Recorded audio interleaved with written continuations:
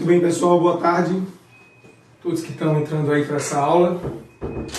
Eu sou o professor Sandro Dutra, eu sou de Química do IFRN e nós temos, nesse momento de pandemia, ministrado essas aulas aqui para todos quantos forem fazer o exame do Enem nesse ano de 2020.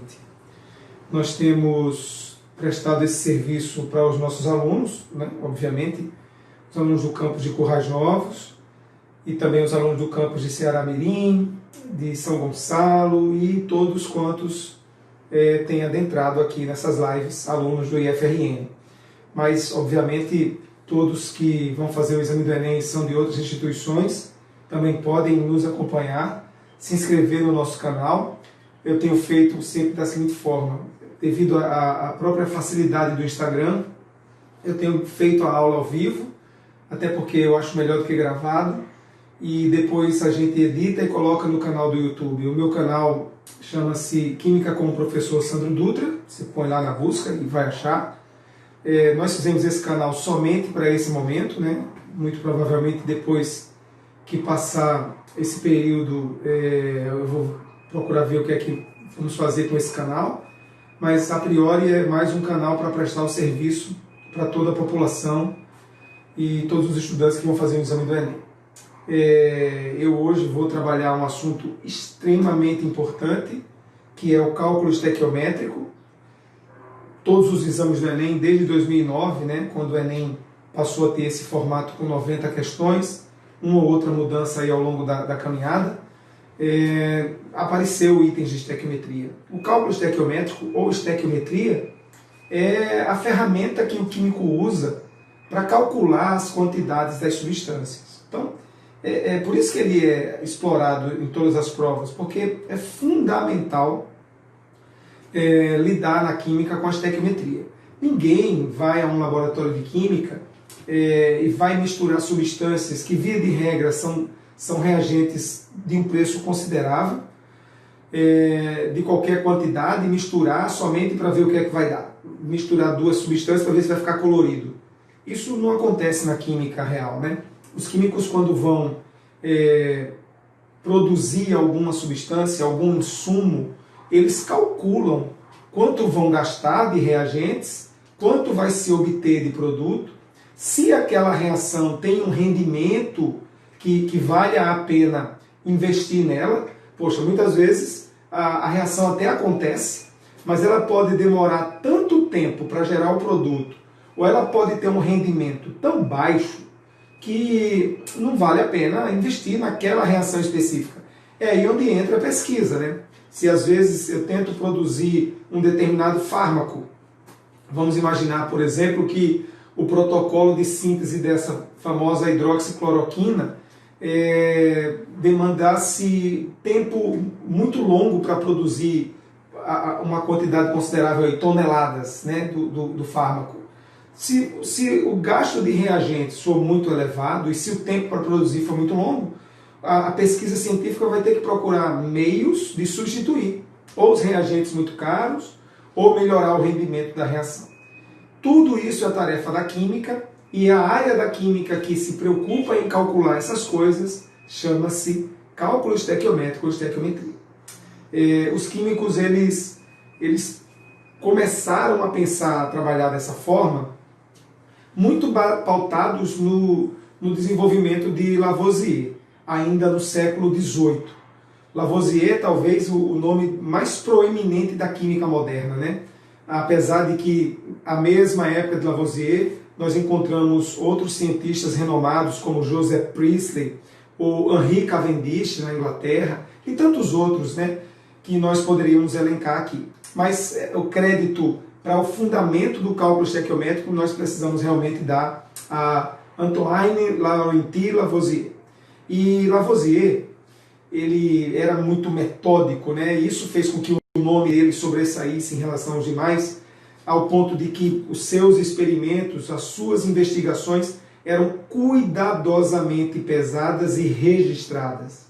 Há relatos históricos de que o elemento oxigênio foi descoberto por um cientista contemporâneo de Lavoisier, um cientista inglês chamado Joseph Priestley, mas Priestley não desenvolveu uma metodologia tão organizada quanto Lavoisier, e aí a história acaba apontando de que o registro de que o oxigênio foi descoberto por Lavoisier é o que prevalece. Coisas que acontecem aí na história da química, né, na história da ciência. Então, o que é que vocês que vão fazer o Enem precisam saber quando lerem a questão, e ela estará lá na prova, porque sempre apareceu o cálculo estequiométrico. O que é que você precisa saber para, ao se deparar com a questão, saber que caminho seguir para resolver? Então, em primeiro lugar, o cálculo estequiométrico, ele é o cálculo das quantidades das substâncias que participam de uma reação química. Então, vamos considerar aqui uma reação hipotética do tipo A mais B. Lembre-se, quando você escreve uma equação química, a reação química é algo dinâmico. Então, quando o químico está fazendo a reação, ele está colocando ali nos tubos de ensaio, ou nos balões volumétricos, ou nos Erlenmeyers, ele está colocando ali substâncias que não vão mais existir depois que a reação acabar.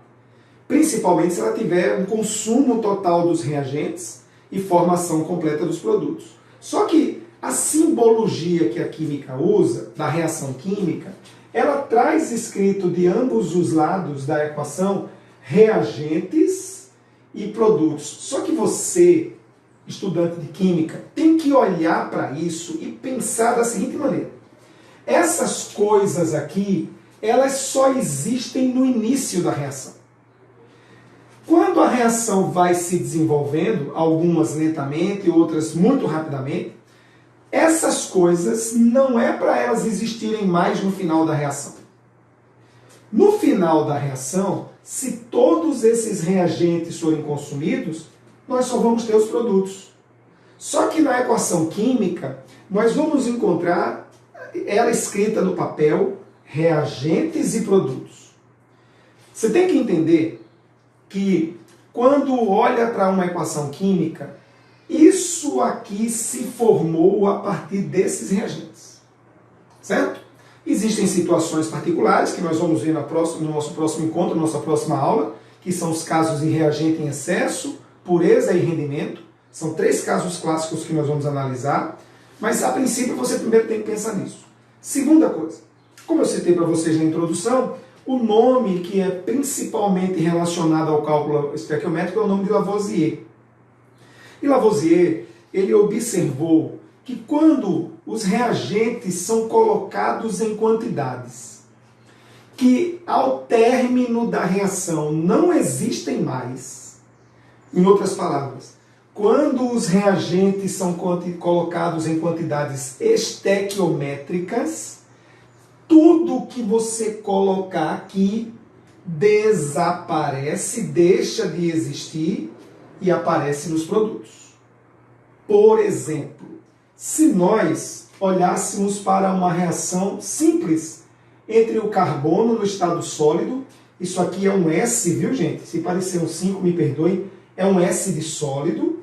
Eu coloco carbono, imagine aí 1 grama de carbono, pode ser o grafite do seu lápis. E eu queimo esse carbono. A queima é uma reação com o oxigênio do ar.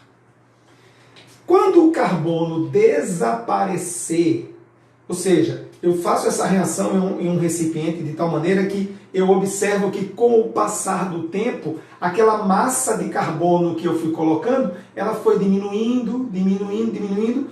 Vamos admitir que ela desapareceu completamente. Como o produto dessa reação é gás carbônico, nós não enxergamos o gás carbônico. Os químicos têm formas de detectar que ele está sendo produzido. Por exemplo, basta borbulhar o gás carbônico em uma solução de hidróxido de cálcio, que você percebe que ele está sendo produzido, ou hidróxido de bário. Mas o fato é que, sem esse teste, nós não iríamos ver. Como é que eu sei que agora eu tenho essa nova substância a partir dessas outras? Porque Lavoisier, ainda lá no século XVIII, ele formulou o seguinte princípio baseado na observação experimental dele. Tudo que eu colocar para reagir no início, ou seja, vamos chamar isso aqui de reagentes. Tudo que eu colocar nos reagentes, então, a massa de carbono mais a massa do oxigênio, esses elementos que estão aqui, eles deixarão de existir. Então, no final, não vai ter mais carbono nem oxigênio. Mas a massa que eu usei deles irá se transformar, admitindo que essa reação teve um rendimento completo de 100%, completamente somente no CO2. Então, é mais ou menos o seguinte o que Lavoisier observou. Se eu coloco para reagir 12 gramas de carbono, vamos colocar uma massa menor, mais palpável para você abstrair, 1,2 gramas de carbono, e eu coloco isso para reagir com 3,2 gramas de oxigênio, então eu pesei isso aqui. A massa de oxigênio também pode ser pesada, mesmo sendo um gás. Então, peguei o oxigênio, coloquei no recipiente 3,2 gramas. Coloquei 1,2 gramas de carbono e uma centelhazinha, ateei fogo para eles queimarem. Ele queima e ele vai desaparecendo, o oxigênio vai sendo consumido. Quando a reação acabar, não haverá esse 1,2 gramas. Não haverá esse 3,2 gramas. O que é que eu terei dentro do recipiente que eu fiz a reação? 4,4 gramas de gás carbônico. Ou seja, se eu somar 1,2 mais o 3,2, a soma das massas dos reagentes, os reagentes desaparecem, mas essa massa não se perde. Essa massa se transforma na outra ou nas outras substâncias. De tal maneira que um enunciado clássico da lei de Lavoisier, pelo menos é o enunciado que eu mais gosto, é o seguinte: quando nós temos uma reação química, todos os reagentes se transformando nos produtos, a lei de Lavoisier, ela diz o seguinte: tudo que eu colocar nos reagentes, se forem colocados em quantidades estequiométricas, o que quer dizer isso? Se eu não colocar nenhum excesso de nenhum dos dois, se as quantidades que eu colocarem desaparecerem completamente, a massa dos reagentes, ela vai ser igual à massa dos produtos. Bom, a lei de Lavoisier, ela aparece com outros enunciados, né? Que você já deve ter ouvido falar: na natureza, nada se perde, nada se cria, tudo se transforma. Há determinados biógrafos de Lavoisier que escrevem a biografia dele. Ele é um químico que tem vários estudiosos escrevendo biografias. Eles dizem que Lavoisier nunca enunciou essa lei assim, né? Na natureza, nada se perde, nada se cria, tudo se transforma. Isso foi sendo repetido e acabou sendo consagrado pelo uso. Na verdade, a massa dos reagentes é igual à massa dos produtos. Mas entenda, é que esses reagentes são consumidos para formar os produtos. Então, qual é a base do cálculo estequiométrico? É que há uma conservação da massa durante uma reação química. O cálculo estequiométrico está pautado na lei de Lavoisier. Lavoisier, ele era uma pessoa de destaque na sociedade da França, ali no início da Revolução Francesa, e acabou sendo decapitado quando eclodiu a Revolução Francesa.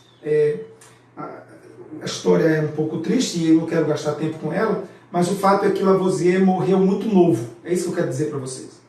Com 43 anos, se não me falha a memória, Lavoisier ele vai para a guilhotina durante a Revolução Francesa. Só que o princípio que Lavoisier deixa, a obra dele, e o clássico da obra de Lavoisier, é um livro chamado Tratado Elementar da Química, que vocês encontram na internet e nas livrarias. É um compêndio com os experimentos que Lavoisier realizou nos seus 20, 30 anos aí de pesquisa. E no Tratado Elementar da Química, quando Lavoisier enuncia isso, atribui nomenclatura para as substâncias, a descoberta de novos elementos, a caracterização de novos elementos. Então, ele morre, mas a obra está consolidada. E aí, os químicos posteriores a Lavoisier, ou até mesmo contemporâneos, eles usam da obra e da lei, né, chamada de Lei da Conservação da Massa, para fazer seus ajustes. Não por acaso, em 1808, o químico inglês John Dalton, utilizando-se da Lei de Lavoisier, utilizando-se do modelo cinético dos gases, tudo que já tinha sido consolidado antes, vai apresentar o famoso modelo atômico da bolinha de bilhar, que a gente viu inclusive na primeira aula de atomística.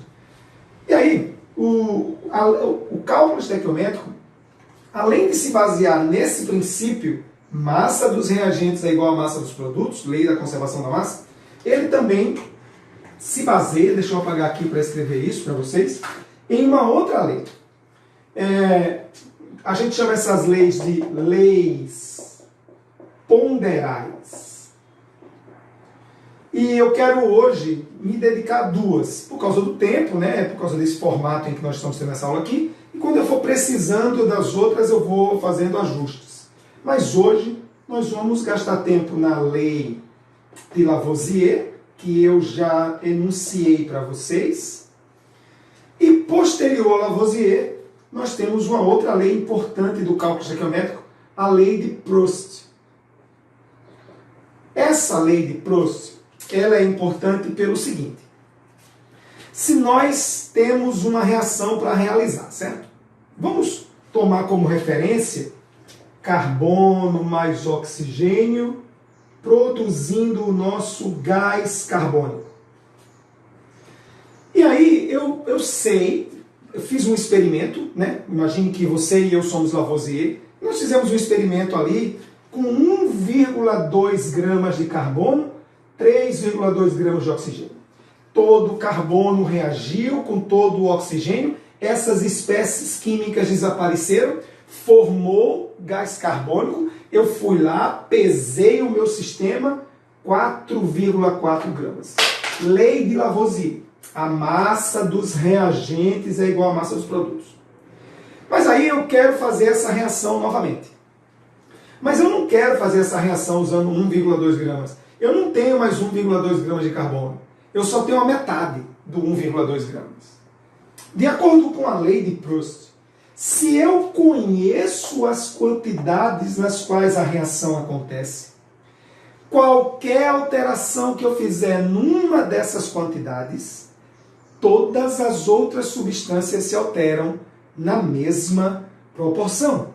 Então, se eu sei que 1,2 gramas de carbono reagem exatamente com 3,2 gramas de oxigênio, e isso produz 4,4 gramas de gás carbônico, de acordo com a lei de Proust, se eu pegar 0,6 gramas, que é a metade de carbono, de acordo com a lei de Proust, eu vou ter aqui 1,6 gramas de oxigênio.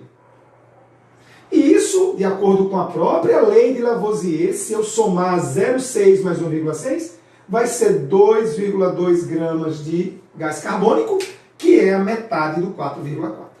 Tanto a lei de Lavoisier quanto a lei de Proust estão sendo obedecidas. Eu vou reescrever isso aqui em cima, para que vocês possam ver o exemplo melhor apresentado nessa parte maior aqui do quadro. Deixa eu apagar e reescrever aqui em cima. O exemplo que eu fiz foi esse, um exemplo simples, uma reação clássica. Carbono sólido mais oxigênio gasoso, dando gás carbônico. Então, eu contei a seguinte história para vocês, né? Eu apresentei a seguinte perspectiva. Se eu fiz uma reação com 1,2 gramas de carbono, 3,2 gramas de oxigênio, e aplicando a lei de Lavoisier, isso forma 4,4 gramas de CO2, se eu precisar fazer essa reação alterando a quantidade de um deles, todos os outros se alteram na mesma quantidade. Então, se eu usasse 0,6 aqui, a metade. Se eu usasse 0,6, então aqui teríamos a metade de 3,2, 1,6. Somando esses valores, 2,2, lei de Proust. O cálculo estequiométrico basicamente está pautado por essas duas leis. Nesse momento da aula, eu não sei se algum de vocês já pensou o seguinte: será que ele veio dar essa aula, ele decorou esses números, porque ele sabia que os números seriam esses, né? Não, eu não decorei esses números. Não precisa a gente decorar os números. Mas há uma ferramenta importantíssima que eu usei, ela está aqui, né? E também vai ficar na cabecinha de vocês, que eu usei para chegar a esses números. Esses números eu não peguei do acaso, não foi do nada. Uma outra coisa, se eu tivesse colocado aqui 3,5 gramas, se eu tivesse errado aqui, se fosse um chute, e eu tivesse errado e colocado 3,5 gramas, só reagiria 3,2 gramas. 0,3, porque se eu sei que reage 3,2 e botei 3,5, 0,3 vai sobrar, concordam? Estão me acompanhando? Então, como é que eu sabia isso? Bom, eu sabia isso porque o químico, ele tem a massa como seu aliado, né, como sua aliada, mas a coisa mais importante para o químico não é trabalhar com a massa. Um químico trabalha com o mol. Lembre-se que o mol é uma medida de quantidade de matéria. Quando eu tenho o mol, pela informação do mol, eu posso saber quantos átomos eu tenho aqui, eu posso saber quantas moléculas eu tenho aqui, eu posso saber a massa. Quando eu tenho o mol, eu tenho informações diversas.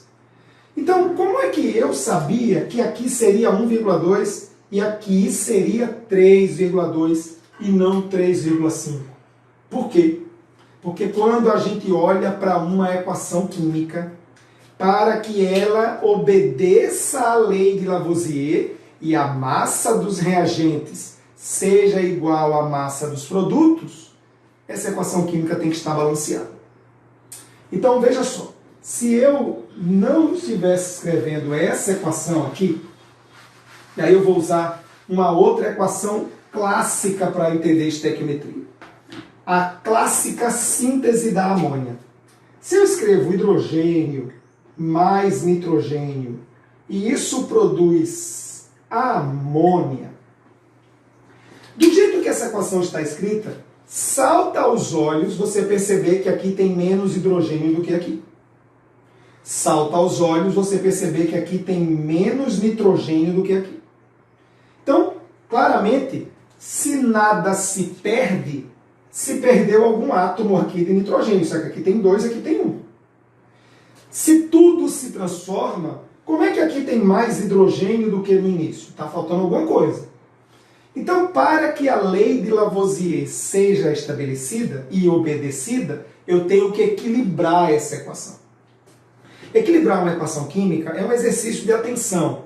Tem determinadas reações, devido à sua complexidade, que os químicos desenvolveram técnicas, né, para que você vá ali passo a passo, conseguindo atribuir os números que vão balancear a equação. Essa equação não está balanceada. Mas nós, da aula passada, por exemplo, sabemos que se ela tiver escrita assim, aqui eu teria um número 1. Aqui eu teria um número 1 e aqui eu teria um número 1. Ela não está balanceada. Esse número 1, que está agora antes da fórmula, eu vou ler esse número como sendo o número de mols. Então, quando eu olho para isso, isso aqui é 1 mol. Isso aqui é 1 mol, isso aqui é 1 mol. Repito, essa equação não está balanceada. Se eu pegar e escrever 1 mol aqui, 1 mol aqui e 1 mol nesse outro, se eu sei que cada um desses valores é 1 mol, dá para saber qual é a massa disso.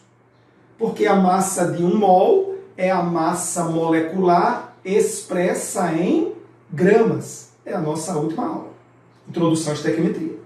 Então, a massa molecular do hidrogênio, H2, a massa molecular é 2U. A massa molecular do nitrogênio, N2, é 28U. Como é que eu sei esses números? Porque esses dados a gente usa da tabela periódica. A massa molecular da amônia é 17U. Por que 17? Porque o nitrogênio é 14, o hidrogênio é 1 1 vezes 3 é 3, com mais 14, 17. Massas moleculares têm unidade U.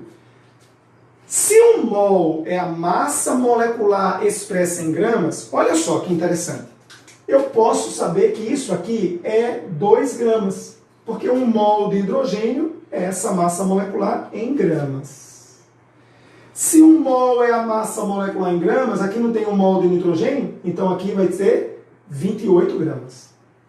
Se 1 mol é a massa molecular expressa em gramas, se aqui tem 1 mol, então aqui seria 17 gramas. Como a equação não está balanceada, se eu somar 28 mais 2, não vai ser 17. Pelo fato de a equação não estar balanceada, a massa dos reagentes não vai ser igual à massa dos produtos. O que é que você aprende com isso? Só se pode resolver um problema de cálculo estequiométrico se a equação está balanceada. Você não pode tentar, mesmo que você lembre do conteúdo na hora de uma questão, não pode ir na empolgação sem olhar se a equação química está balanceada. Ao longo dos anos dando aula, eu já percebi muitos bons alunos que se prepararam bem ao longo do ano para fazer seus exames vestibulares ou o exame do Enem e acabaram perdendo uma questão de um assunto que sabiam porque na empolgação não olharam se a equação está balanceada. O fato de a equação não estar balanceada faz com que essa reação não satisfaça a lei de Lavoisier. Agora veja só que interessante. Para equilibrar essa equação, eu vou apagar esse número, vou apagar e vou apagar. Aqui tem 2 átomos de nitrogênio, eu coloco o número 2 aqui e resolvo o problema do nitrogênio. Mas aí eu fiz com que aparecesse 6 átomos de hidrogênio. Coloco um 3 aqui, porque 3 vezes 2 é 6, equilibrei. Agora a equação está equilibrada. Quando a equação está equilibrada, lembra como a gente lê isso? Esse 3, ele é lido como? Você lê ele como sendo 3 mols. Esse 1, você lê ele como sendo 1 mol. E esse 2, você lê ele como sendo 2 mols. Ora, se 1 mol de hidrogênio são 2 gramas, 3 mols é 3 vezes 2 gramas. Se 1 mol de nitrogênio é 28 gramas, isso aqui permanece 28, é 1 vezes 28. E aqui, se tem 2 mols, 2 vezes 17. Quando a equação está balanceada, a lei de Lavoisier vai ser satisfeita. A massa dos reagentes vai ser igual à massa dos produtos. Perceba? 3 vezes 2 vai dar 6 gramas, então aqui tem 6 gramas de hidrogênio. 6 com 28 dá 34. Então, a massa dos reagentes com a equação balanceada, 34 gramas. 2 vezes 17, já que eu equilibrei, 34 gramas. Então, quando a gente se depara com um problema de estequiometria, para que a lei de Lavoisier seja satisfeita, ou seja, para que a massa dos reagentes seja igual à massa dos produtos, você tem que equilibrar a equação. Quando você equilibra a equação, os números que antecedem as fórmulas, que são chamados também de coeficientes estequiométricos, eles são números de mols. Então você lê 3 mols, 1 mol, 2 mols. Com os números de mols, você pode trocá-los pela massa, porque nós sabemos como é que se faz a massa molar. Estão entendendo, gente? Como é que eu, respondendo aquela pergunta, como é que eu sabia que aqui era 1,2, 3,2 e aqui era 4,4? Vou apagar, né? Já que essa aula vai ficar registrada. E olha só o que vai acontecer. O que vai acontecer agora? Vou apagar mais uma vez. 1,2, 3,2, 4,4. Olha só. A equação que está aqui está equilibrada. Perceba, ó, eu tenho um carbono, 2 oxigênios, 2 oxigênios. Então, quais são os coeficientes que nós temos ali? Que não precisava escrever, mas eu vou escrever para dar ênfase e para que vocês entendam. Aqui é 1, aqui é 1 e aqui é 1. Como é que nós lemos essa equação? 1 mol de carbono está reagindo com 1 mol de oxigênio e está produzindo 1 mol de gás carbônico. Olha só que importante. Os números de mols de um lado não tem que ser iguais aos números de mols do outro lado. A lei de Lavoisier não é a lei da conservação do número de mols, é a lei da conservação das massas. E aí, para eu ver essas massas se ficarem iguais, é só a gente trocar isso pelas massas molares. E aí, vamos lá. O carbono, a massa molar dele é 12 gramas. O oxigênio, um átomo só de oxigênio é 16. Mas como aqui tem 2 oxigênios, 16 vezes 2, 32. Aí, carbono é 12, oxigênio é 16. Se você fizer a massa molecular do gás carbônico, ela será 44. Como é que eu sabia que fazer 1,2 ia reagir com 3,2 para dar 4,4? Esses números eu, obviamente, peguei dessa proporção em mols, eu só fiz mudar uma vírgula aqui, ó. É como se eu tivesse dividido todos por 10, por causa da lei de Proust. E aí, né, é lógico, né? Quando você entende que basta ter a proporção em mols e você pode trocá-la pela proporção em massa, com a proporção em massa, você pode fazer um cálculo estequiométrico. Então, resumindo aí a nossa primeira parte da aula, para resolver um problema de cálculo estequiométrico, você tem que ter uma equação química. Então, desde que o exame do Enem acontece, eu não lembro de nenhum ano em que a equação química no problema de estequiometria não estava na prova. Mas eu lembro de várias situações em que a equação não estava balanceada. Então, vou fazer um problema de estequiometria. Ah, mas como é que eu sei que o problema é de estequiometria? É que estequiometria, ou cálculo estequiométrico, é o cálculo da quantidade de alguma substância a partir de outra. Por exemplo, qual seria a massa de oxigênio se eu tivesse partido de 0,5 gramas de carbono? Isso é estequiometria. Então eu faria 12 está para 32, 0,5 está para x. As pessoas às vezes brincam, né? Dizendo que a matemática da química é regra de 3, né? Eu escutei isso muito, escuto ainda. Mas, entenda, a gente só usa a regra de 3 em química e estequiometria. Existe muito mais matemática que a química utiliza, muitas outras ferramentas matemáticas que a química utiliza, dependendo do conteúdo. Mas é fato, em estequiometria, se você sabe montar uma proporção estequiométrica, o seu único trabalho vai ser fazer contas. Então, vamos lá. Eu vou pegar aqui um outro exemplo para que vocês entendam como é o cálculo estequiométrico. Vamos imaginar que você precisa, por exemplo, saber qual é a massa de gás carbônico que é produzido quando o gás de cozinha está queimando. Você acendeu lá o gás de cozinha e aquela chama azulzinha, né? Se o fogão for bem novinho, ela é bem azul.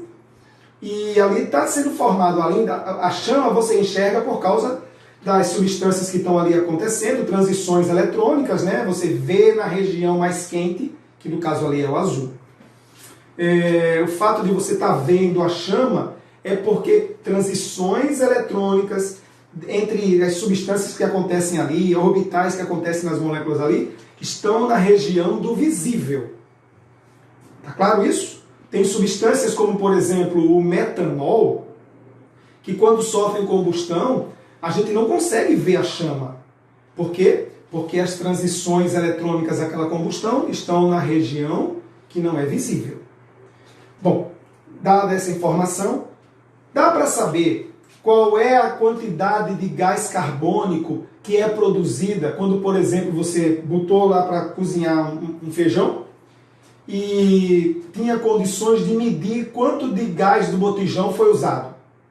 Entenderam a situação, o problema?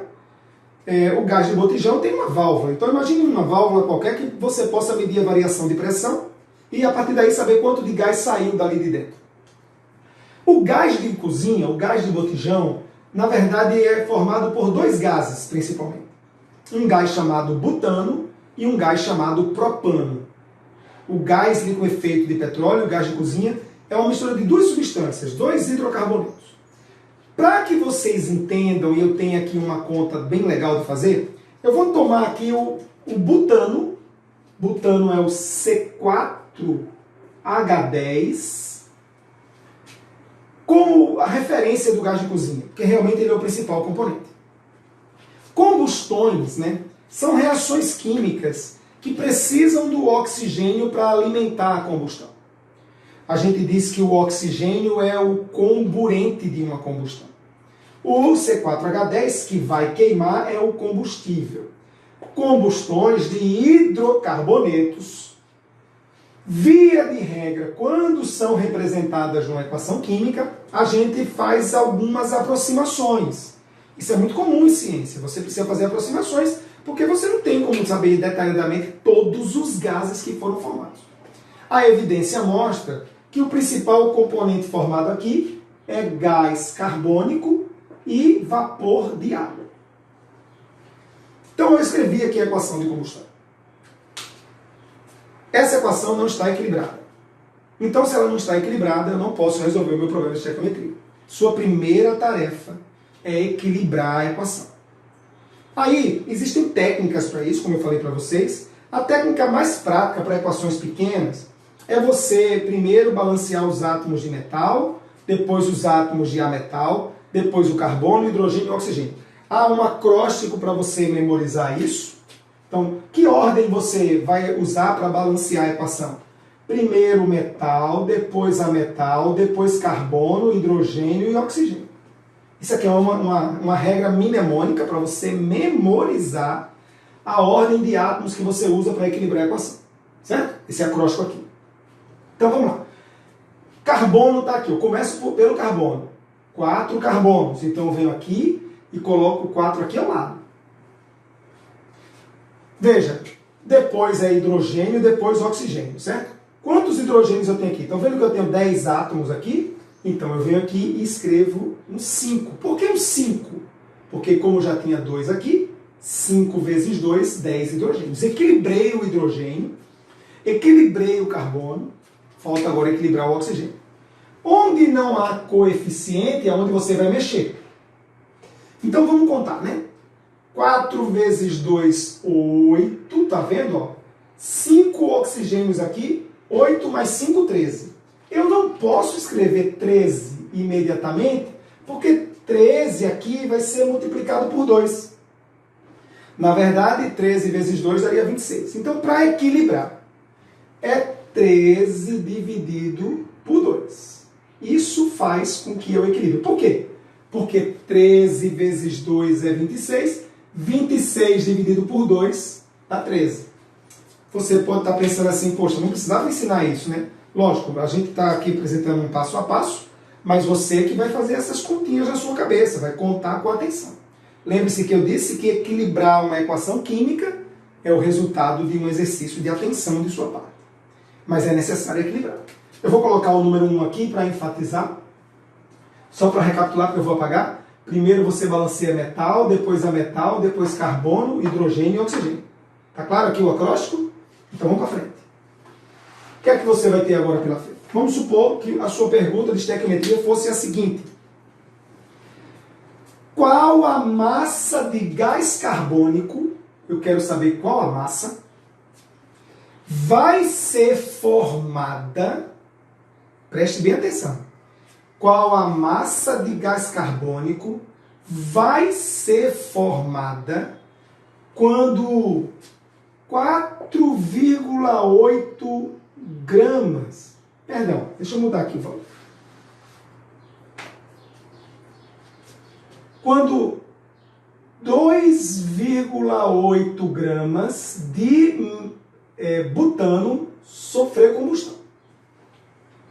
Então, por que isso é um problema de cálculo estequiométrico? Porque eu quero a massa de uma substância a partir de outra. É importante que você entenda que eu poderia calcular a massa de oxigênio, conhecendo esse valor, poderia calcular a massa de água. Depois que eu achasse esse valor, eu poderia calcular esse a partir desse, qualquer um deles, por causa da lei de Proust. Então, como é que a gente resolve um problema desse? Primeiro passo, observar se a equação está balanceada. Está balanceada. Segundo passo, você vai escrever o que nós chamamos de proporção em mols. Qual é a proporção em mols dessa equação? 1 mol. 1 mol. de C4H10, esse número 1 é esse aqui, ó, reage com 13/2 mol de oxigênio. Você poderia colocar 6,5, viu? 13/2 é 6,5, mas eu vou deixar aqui a fração. Então, 1 mol está reagindo com 13,5 desse, formando 4 mols de gás carbônico, de CO2, e formando 5 mols de água. Então está aqui a proporção em mols. Então, vamos repetir? Primeiro, observa se a equação está balanceada.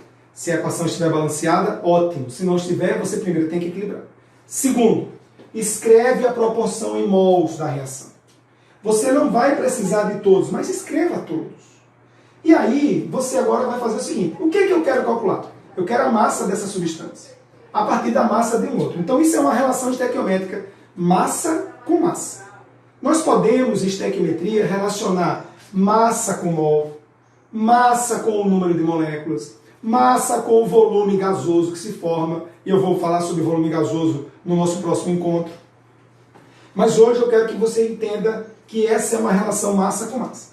Eu não posso agora botar esse 2,8 gramas aqui embaixo e colocar X aqui, porque é incompatível essa unidade de massa com essa unidade aqui de quantidade de matéria. Eu não posso fazer mol e massa com unidades diferentes. Então, por que você escreve a proporção em mols? Agora, somente agora, você vai fazer estequiometria. Você sabe quanto é a massa de um mol de C4H10? Sabe. Você sabe e saberá. Como é que você sabe? Se fosse no exame do Enem, lá na questão de estequiometria vai ser dado ou a massa da substância toda, a massa molar, ou a massa de cada elemento.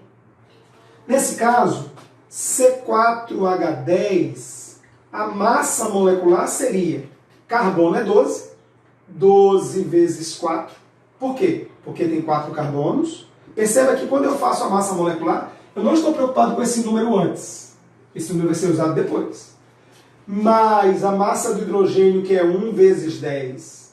Se você somar esses valores, essa massa será 58U. Massa molecular do gás carbônico. Certo? Eu vou precisar da massa molecular do oxigênio? Nesse exercício, não. Porque eu não quero saber a massa de oxigênio. Eu quero saber a massa de gás carbônico. Eu vou precisar da massa molecular da água? Nesse problema, não. Eu só preciso das massas moleculares das substâncias que estão envolvidas no problema. Quem não está envolvido no problema, eu não quero saber. Bom, eu já disse para vocês que preciso da massa molecular do gás carbônico. Deixa eu fazer aqui de maneira organizada. Eu vou apagar isso aqui e vou escrever agora só quem me interessa, certo? O nosso problema envolve apenas essa substância e essa. Um mol dele está para, deixa eu colocar aqui bonitinho para ficar bonito, 4 mols de CO2. Veja, eu não quero saber da água, porque eu não quero saber a massa de água, eu quero saber só de gás carbônico. A massa que eu quero é de gás carbônico. E aí, eu preciso agora da massa molecular do gás carbônico. Como é que faz a massa molecular do gás carbônico, pessoal? A massa molecular do gás carbônico vai ser a massa do carbono, que é 12, vezes 1. Veja, quando eu estou fazendo a massa molecular, esse número 4 não me interessa. Esse número 4 vai ser usado só depois. Mais a massa do oxigênio é 16 vezes 2, que dará 44. Então eu tenho a massa molecular de um, a massa molecular do outro. Como é que eu termino o meu problema? O nosso problema termina da seguinte maneira. Onde tem 1 mol, você vai trocar, você vai substituir 1 mol por 58 gramas. 58 gramas de C4H10. 1 mol. Do lado de cá, como você tem 4 mols, você vai fazer 4 vezes 44 gramas. Vamos ver se vocês estão entendendo, né? Olha só, por quê? É 4 vezes 44. 1 mol de gás carbônico é 44 gramas. Se eu tenho 4 mols, 4 vezes 44 gramas. Agora que eu fiz a troca de um lado e do outro, só agora é que eu ponho 2,8 gramas de C4H10. Isso está para o valor que eu quero, que é a massa. Vou escrever do jeito que eu coloquei aqui. A massa de CO2. Você pode chamar de X, não importa que letra você vai usar. O que importa é que você lembre do passo a passo. Nós hoje estamos apresentando o conceito da estequiometria. Você precisa de uma equação química balanceada. Ela tem que estar balanceada por causa da proporção em mols. Com a proporção em mols, de acordo com o exercício, com as perguntas, você vai fazer trocas. Como esse é o primeiro problema, você vai fazer troca de massa molar, mol por massa molar, dos dois lados. Porque eu quero massa a partir de massa. Vai ter problemas que você só vai precisar fazer troca de um lado. Vai ter problemas que vai ser quantos mols se formam a partir de quantos mols. Você não precisa fazer troca nenhuma. Certo? Bom, para terminar esse exercício e também terminar esse nosso encontro, como é que eu termino isso aqui? Vamos isolar o valor de M, que eu multiplico aqui em cruz, né? Então vai ficar 58 vezes a massa. Deixa eu colocar X, né? X é mais... A gente está mais familiarizado com X. Não adianta querer fazer diferente nessas horas não, né? Quanto vai ser o nosso X quando eu isolar, né? Vai ser 2,8 vezes 4 vezes 44. Tudo isso dividido por 58 gramas. Bom, eu acabei de me dar conta de que seria melhor, eu vou fazer isso aqui já, tá? Eu vou trocar esse valor para a conta ficar rápida para vocês e para mim, vou trocar por 2,6, porque 2 vezes 2,6, 2,9. 2,9 fica melhor, né? Sabe por que fica melhor? Vocês vão ver agora. Deixa eu trocar tudo por 2,9, porque 2 vezes 29 é 58. 2,9 facilita a minha vida e a de vocês aqui nesse probleminha. Vamos lá. Se aqui, tá vendo? Ó? Se aqui for 29, 29 é a metade de 58. Então isso significa o seguinte, se eu dividir por 29 aqui em cima, aqui vai ficar 0,1. Se eu dividir por 29 aqui embaixo, aqui vai ficar 2. Entenderam o que eu fiz? Eu peguei, ajustei o número aqui para a conta ficar mais fácil, né? E aí eu peguei aqui um número que era múltiplo de 58. Dividi em cima e embaixo por 29, 2,9 29 dá 0,1, 58 por 29 vai dar 2. Né? 4 dividido por 2 é 2. 2 vezes 44 é 88. Vezes 0,1, 8,8 gramas de CO2. Miserável acertou. Então, isso chama-se cálculo estequiométrico. O cálculo estequiométrico calcula a quantidade de uma substância a partir de outra. Isso pode ser com relações entre massas, entre mols, entre volumes gasosos. E o fundamental dessa aula, o cálculo estequiométrico está pautado em 2 leis. A lei de Lavoisier e a lei de Proust. Para que a lei de Lavoisier seja satisfeita e obedecida, você precisa ter uma equação química balanceada. Não pense em resolver um problema de estequiometria sem observar se a equação está balanceada. Estando balanceada a equação, os números que balanceiam a equação indicam para vocês as proporções em mols. É lógico, né? Um estudante de química bastante familiarizado com esse conteúdo, ele que treinou muito, né? Tem estudantes que pegam esse valor e passam para mol. Lembra da formulinha da aula passada, né? Número de mols é massa sobre massa molar. Você poderia fazer esse problema também com mol. Isso é da prática. O que importa é você saber como organizar o problema. Aí, Quando a gente entende essa parte introdutória, o cálculo estequiométrico tem 3 situações bem especiais. E são as situações que têm aparecido no exame do Enem. Os problemas envolvendo reagente em excesso. É o que vai acontecer no nosso próximo encontro. Eu vou começar falando de reagente em excesso. Os problemas envolvendo rendimento, que são fáceis, e os envolvendo pureza, que também não são difíceis, mas tem uma pequena distinção em relação ao rendimento. Só para vocês terem ideia, e eu vou encerrar. Quando nós fazemos qualquer cálculo estequiométrico, como eu fiz aqui, nós partimos do princípio de que nada se perde, tudo se transforma. Então, essa massa que eu achei aqui, 8,8 gramas de CO2, essa massa é a massa se nada se perde. Tudo se transformou. Se tudo se transformou é porque o rendimento foi de 100%. Esse valor que a gente calcula sempre corresponde a um rendimento de 100%. Então, qual seria a massa de gás carbônico a partir de 2,9 gramas de butano com um rendimento de 100%? 8,8 gramas. E se o rendimento fosse de 70%? Por que acontece em rendimentos diferentes? Semana que vem a gente explica. Próximo encontro a gente explica. Os rendimentos podem ser diferentes por vários fatores. Mas o principal fator é que, na real, nem todo reagente consegue ser consumido na reação. Acontecem perdas na reação. Se fosse 70%, eu ia ter que pegar agora esse resultado e fazer 70% dele. Um tratamento matemático rápido, mas é importante que a gente lembre disso. Bom, essa é a minha aula introdutória. Eu procurei fazer de tal maneira que vocês entendam a sequência dos conceitos, tá certo? Lembrem-se de tudo que foi dito e quando vocês podem treinar antes, existem listas de exercícios aí na internet, mas eu vou disponibilizar uma tanto para os nossos alunos do IFRN, vocês vão poder pegar essa lista nas salas do Google, que o campus de Ceará Mirim e o campus de Currais Novos, eles disponibilizaram. Se você é um aluno do IFRN, mas não é desses 2 campos que eu citei, você pode entrar em contato conosco pelo e-mail institucional.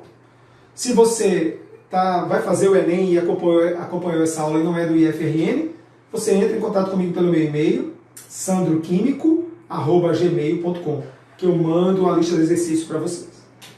No mais é isso, eu espero que vocês tenham entendido esse nosso encontro de hoje e até uma próxima oportunidade. Um abraço a todos.